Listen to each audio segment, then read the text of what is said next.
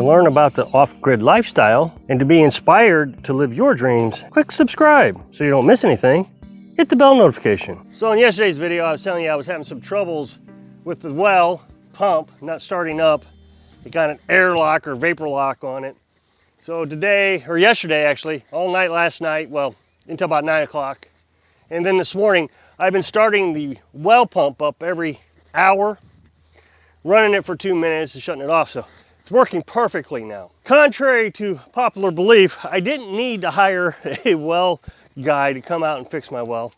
I was able to do it. I mean, so far so good. Now, I've told you in the past that our next project is going to be the back porch roof. And then after that, I'm going to make a lean-to pole barn for the wood area. It's going to be a wood shed. But Carolyn and I was talking and we decided, you know what, maybe we'll just go ahead and finish up the well project. And we're going to build a little building around this. Put metal, like on our chicken coop here. Put that metal around it. Knock these bricks down that's already busted up. It won't take long. It'll be real easy to do. I bet it wouldn't even take a day. Once I had the materials, just some 2x2s and metal. The way I want to design this is that the front wall can come off easily somehow, and that the roof can come off. And the reason I want to do it that way is if I ever have to pull the well pump, and I got a well house that's only 5 feet tall, I wouldn't have enough room to pull it out. But I was told 2 different quotes while I was doing the well that I've thought a lot about over the years, which is jack of all trades, master of none. And the other one I heard is just because you can doesn't mean you should. When I first heard that, it was implied that it was a bad thing to be a jack of all trades. You got to have a skill set. I knew a doctor one time. He was a really smart guy when it came to doctoring. Read books all the time and just a genius. But if you asked him to do anything outside his master field, unknowledgeable, had no clue where to start on basic things. For example, one time his toilet started leaking all over the place. Had no idea how to shut off the water. It just flooded the house. I guess the insurance covered it. I don't know. So which phrase is worse? The jack of all trades or the master? I remember the same thing happened in my house.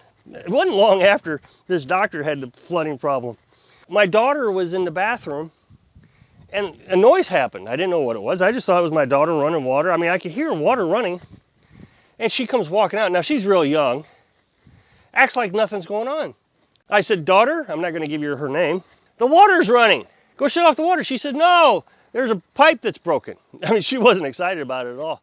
Oh man, I jumped up, ran in there and shut off the water. I mean, I didn't even go in the bathroom. I just shut off the water. Maybe it's status in life. I don't know what it is, but I think that there's a lot to be said to be able to do things. So throughout this entire off-grid project that I've been doing for the last year on YouTube, I've been told hundreds of times that you can't do it, it won't work, you need professionals to do it. And I think I have proven it wrong almost every time. If not every time. I can't remember any time where I said, oops, can't do that. Another example I have is the truck was overheating. Oh gosh.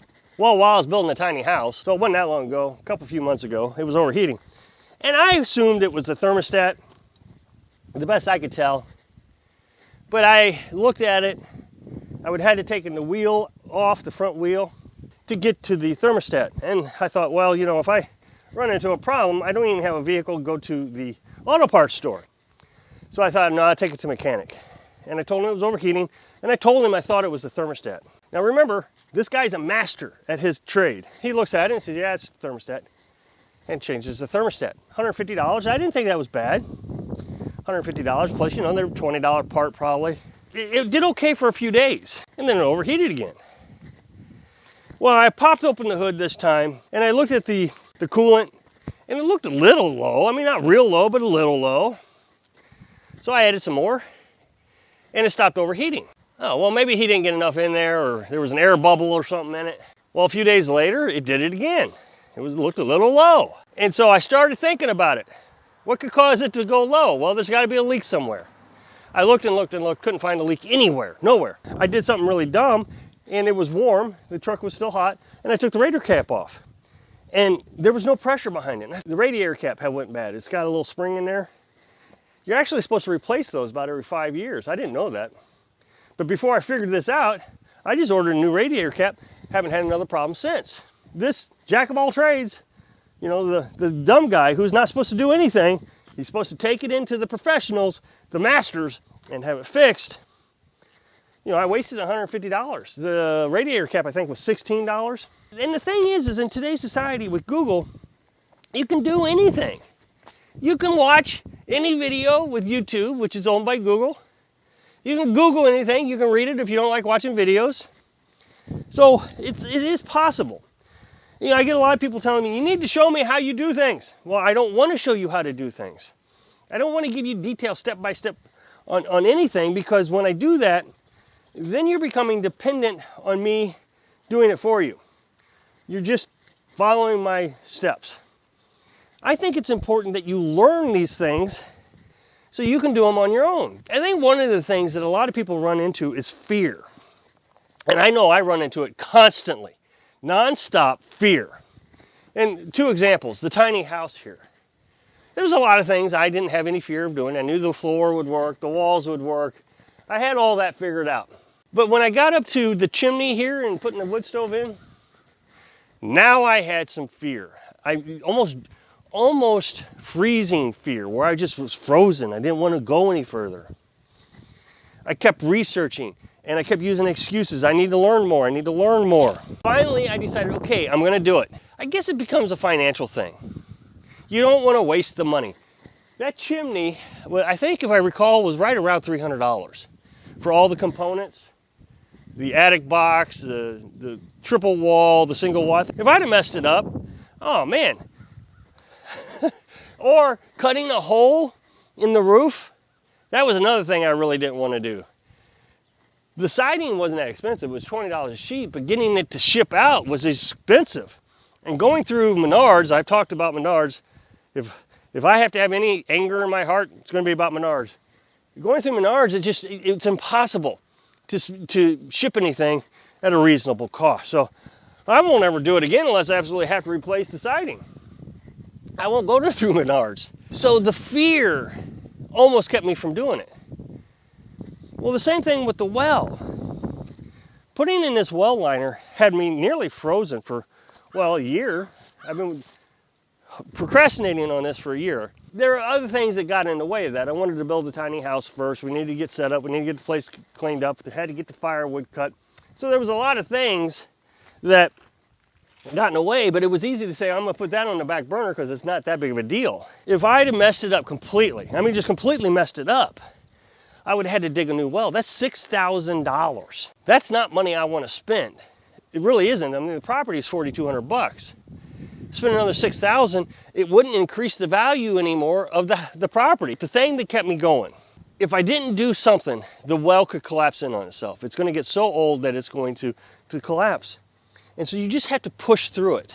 Now, I could have had a professional come out and put the well liner in also. But my fear about having a professional come out, first of all, they got to be permitted. They got to have a permit. You got to buy that. It's going to be about $2,500, I think. And what if he would have said, oh, I'm not going to work on that. It's too old. There's something wrong with it. He has to report back to the county that this well is condemned, let's just say, and I can't use it anymore. So now I'm back to, I have to spend $6,000. It really pushed me into, I have to get this fixed.